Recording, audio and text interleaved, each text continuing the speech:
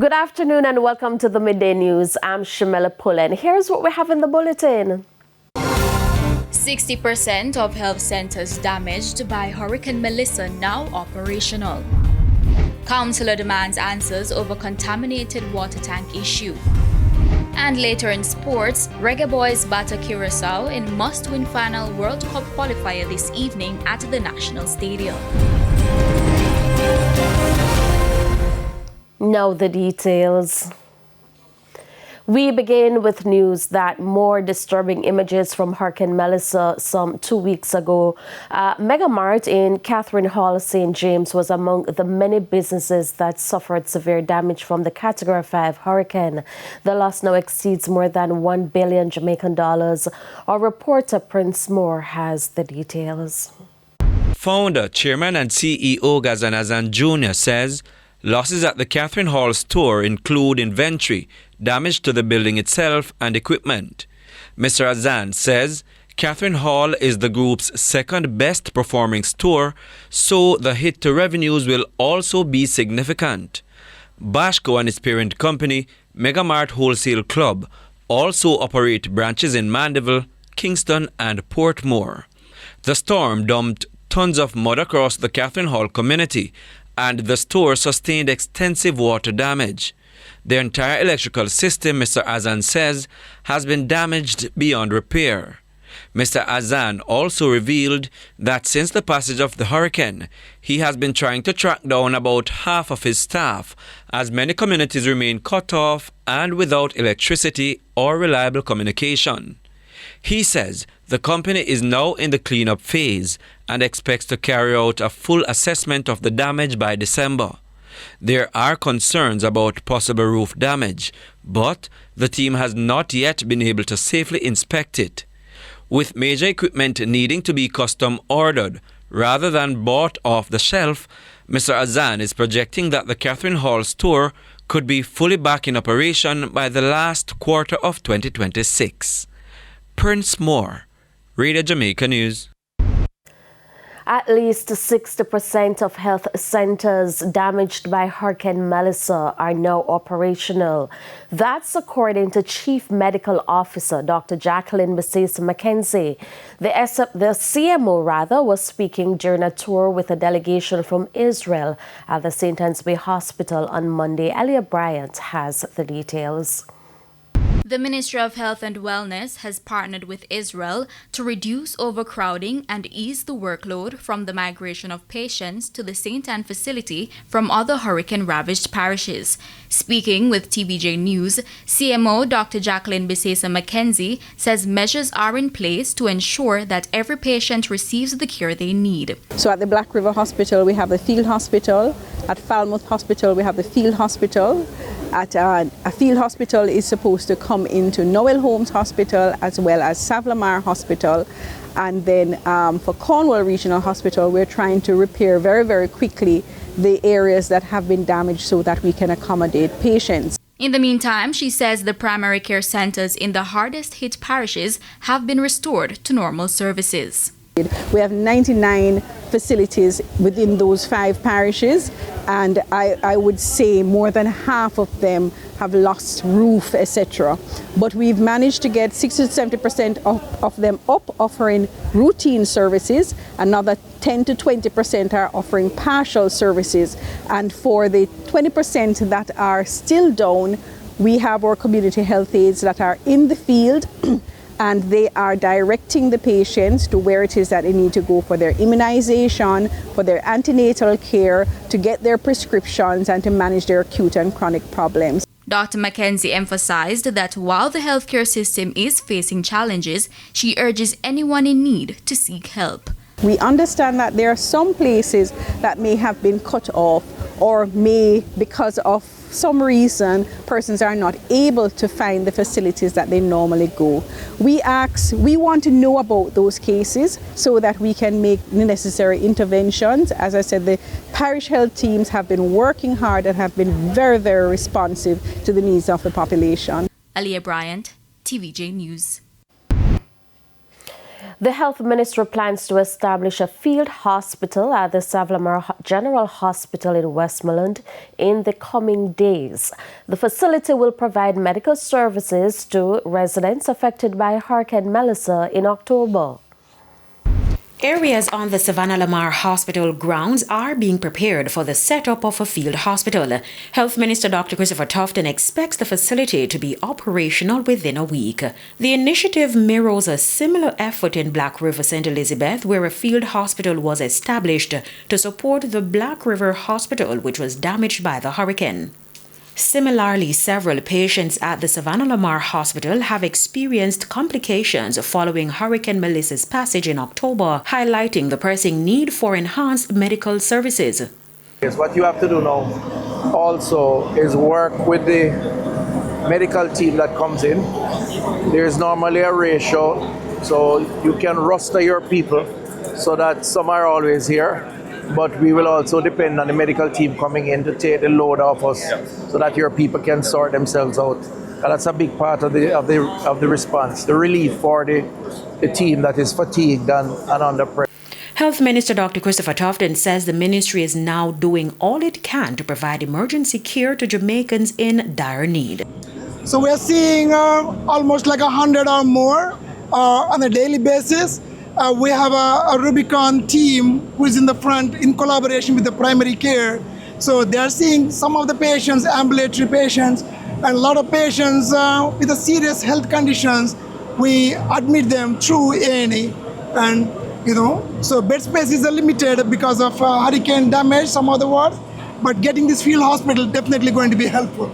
Meanwhile, the field hospital will help alleviate pressure on 3 existing healthcare facilities during the recovery period. With me, I have my 2IC, Lieutenant Commander Anderson Goodrich, and he's responsible for all the medical services that will happen.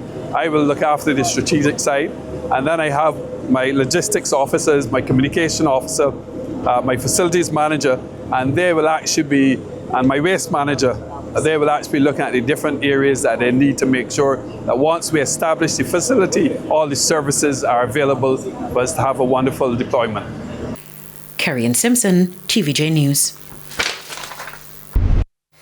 And back over in St. Anna, Councillor is demanding answers about a tank with contaminated water being used by residents in his division. The matter was the subject of a heated exchange at the latest sitting of the St. Anne Municipal Corporation. More in this report. Councillor, I am not satisfied with that. You already spoke. No, you already spoke more than 3 times on this particular point. This issue. We're moving on. And no, Chairman, you're not going to move before the people get up. Yes, I am. Move then now. Please sit down. You're not going to move. Please have a seat. No. Councillor, not here this day. Down. Yes. Not here this day. I need answers. This is one here now. Don't tell me nothing. Councillor for the Beecher Town Division, Ian Bell, in a heated exchange with Mayor of St. Anne, Michael Belnavis. Again, the fury is with this water tank in Epworth, contaminated with frogs and other rodents. Bullfrog just melt off. You look right now in there. Just melt off, like if you come to. Man. The skin just melt off. Me I tell you, man, them snake sick in you, man. We don't have money to buy water, so we have to just drink it. The issue was raised on October 9 during a meeting of the St. Anne Municipal Corporation. But for Mr. Bell, the response has been slow. On Thursday, the Superintendent of Roads and Works gave an update. The revised estimate and scope of works for remedial works will be submitted. As soon as that confirmation is given, the works will start.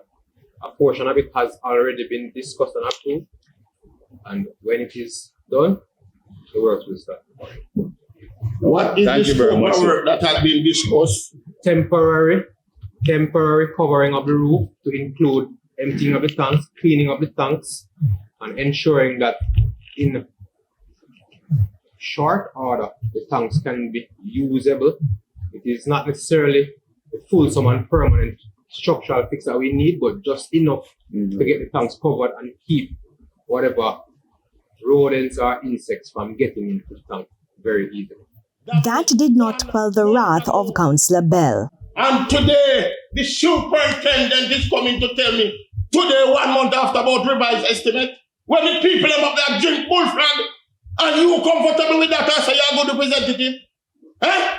All right, thank you so much, Councillor. Talk me for what? All right, we're going up. We'll continue with the meeting. Talk me for what? We are continuing with the meeting, Councillor. The residents of Epworth await the outcome. Andrea Chisholm, TVJ News. Mayor of Montego Bay, Richard Vernon, is calling on the Transport Authority to urgently address the issue of overcharging in the parish.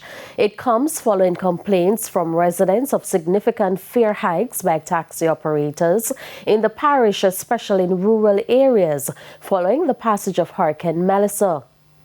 Some reaching $2,000 per trip. These fare hikes are impeding the recovery process by preventing citizens from returning to work and conducting business. The Transport Authority recently launched its Operation Reset initiative aimed to clamp down on PPV operators unlawfully increased fares. To date, 52 operators have been prosecuted for overcharging persons and 32 motor vehicles seized. In the meantime, Mayor Vernon calls on the Insurance Association of Jamaica to act swiftly with their loss of adjustments processes. Reduce the efficiency of the cleanup efforts in the Catherine Hall and West Green communities. Cars are blocking roadways. We want to relocate some of them. We can't because the insurance companies must come and do their necessary write-off and investigation. So we need them to act swiftly so that we can complete our cleanup exercise in both communities. It's time for a break. Stay with us. More stories when we return.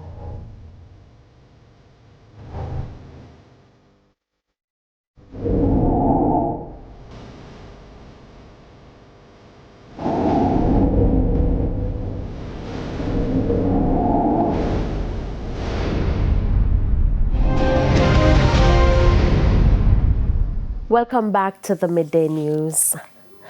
A teenager who was listed as a person of interest in last Thursday's double murder of 2 police constables along Waltham Park Road in St. Andrew has surrendered to the authorities.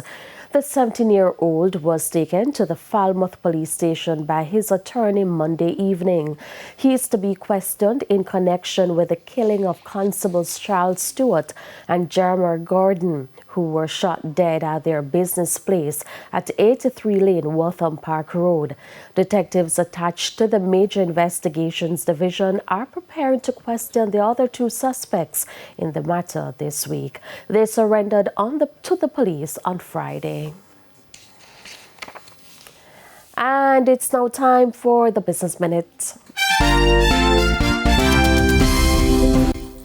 The JMMB Group is reporting net profits of $902.5 million for the quarter ended September 30, 2025. This performance was supported by net interest income of $841.8 million, fee and commission income of $1.23 billion, gains on security trading of $467.9 million, foreign exchange margins from Cambio trading of $77.4 million, and dividend income at $31.7 million. JMMB's latest quarterly report represents a sharp improvement over the corresponding period last year, when the group posted net profits of $479.7 million on net interest income of $261.9 million. Further afield, over 200 Minneapolis St. Paul International Airport food service workers will go on strike 3 days before Thanksgiving if a deal with their employer isn't reached. The workers are represented by the Minnesota Hospitality Union. Union members said on Monday that their contract expired last December and that both parties have been negotiating for a new one for 11 months. The union says workers are asking for significant wage increases and lower health insurance costs. And that's it for the Business Minute. I'm Carrie Ann Simpson.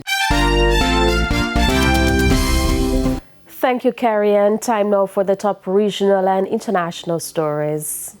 In the region, Bermuda's government is warning employers to follow immigration laws and work permit rules, saying violators could be placed on the island's stop list.